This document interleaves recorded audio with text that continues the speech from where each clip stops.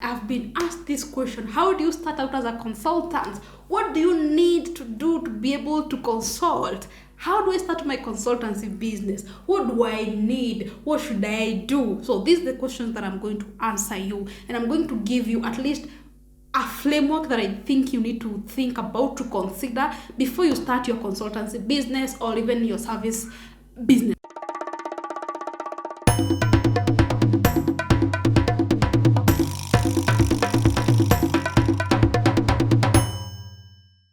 The first thing that you need to do is package your skills. You need to package those services in such a way that I know exactly what I am buying. Because, for example, assuming you want to do my nails, you are somebody who does nails, and I come to you, what am I buying exactly? Am I buying the paint? Am I buying the nails? What exactly am I buying? I am buying your expertise. Maybe the way you're able to shape the nails, you're able to do the colors, maybe you're able to tell this color works good for you, for this. That is what I am buying, that thing that I cannot be able to touch. So then you need to sit down and think about your skills. The other thing is how do you price your services? Now, this one is a tricky one. The other day I did a poll on LinkedIn asking consultants what is the biggest issues, and one of them was getting clients consistently. The other one was pricing their services. How do you price your services as a beginner? Remember, in this field you're selling services, so you're selling the value. So there is not something that they can be able to touch and feel this book is like, I have these two books, so they're going to be able to feel that this book is different from this, and so this one I can buy 50 bob, and this one I'm only going to buy it for 70 bob. They can be able to compare that. You're selling a service. You're selling unless they pay you to do the assessment and then pay somebody else to do the assessment to see what's the difference is that. So how are you going to price your services? You price your services according to the value that you're able to sell. What value are you able to deliver the value to the client?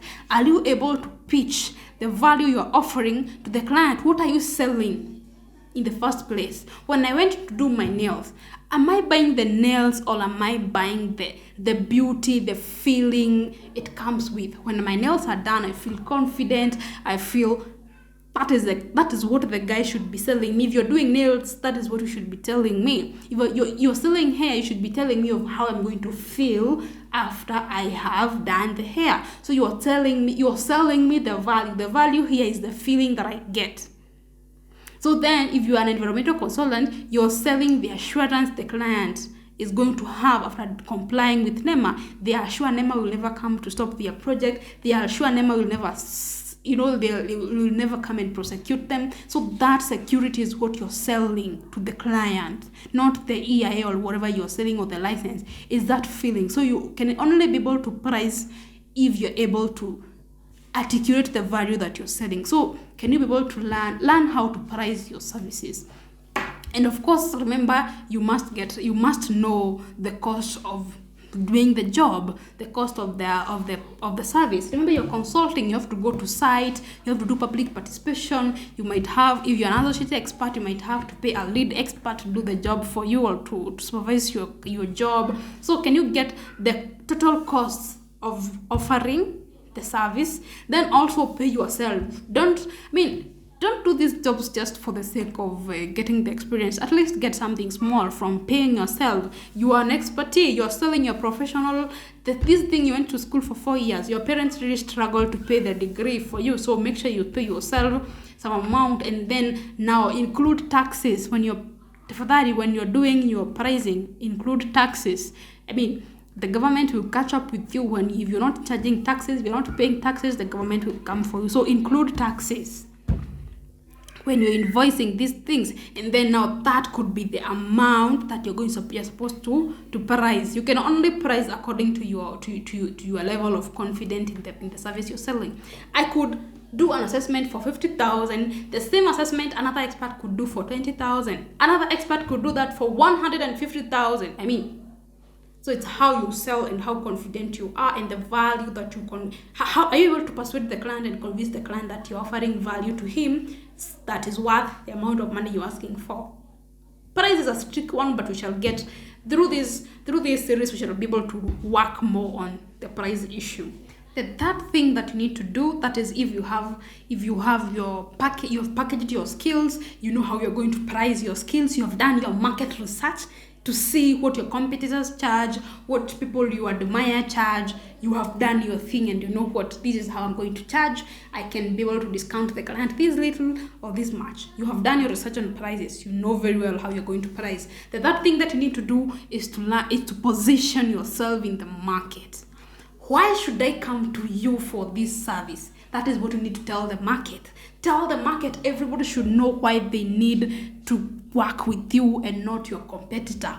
Position yourself as the authority in the market, and don't just position yourself, be the authority in the market. Let people know whenever they have this problem, they come to you for solutions. That is what it means by positioning yourself. What makes you unique in the market?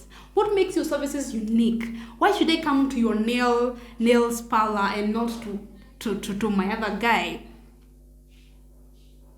Okay, it's so different. Even with doctors, like health, our doctors. Why do you go to this gyna specifically and never go to this gyna?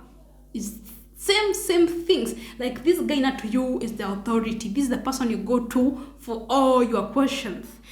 The same thing with hair. Ladies, why do you go to that one person who does your hair and don't go to the other person who is just next to the lady who does your hair or the guy who does your hair?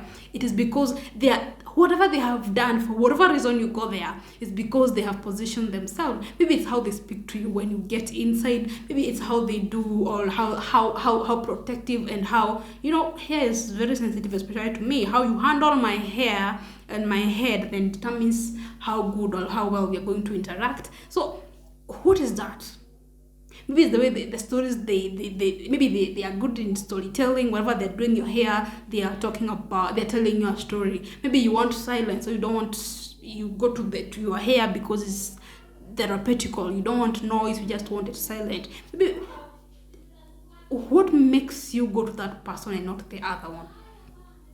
What would you make you come to me for consulting and not to my competitor?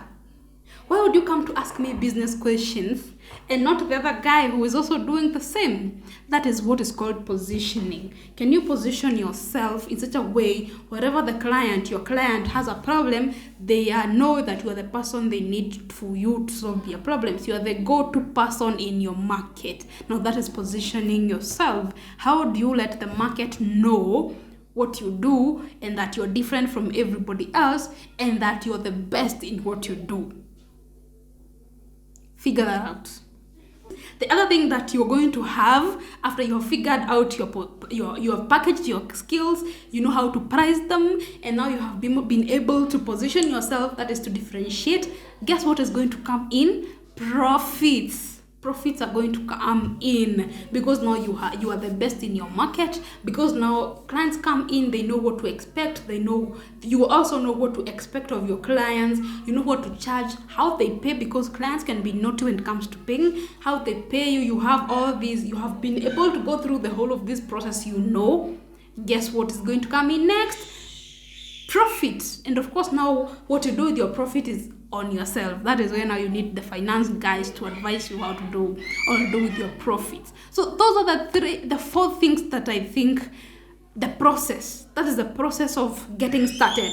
Those are the things that you need to package your skills, to price your skills, to position your skills, and finally then the last thing that we are all looking for is profit. And profit is of course going to come in when you have all these things done and all these things in order. Okay, so if you're doing these things, then prepare for profits. If you're doing these things, then I think everything is going to be okay.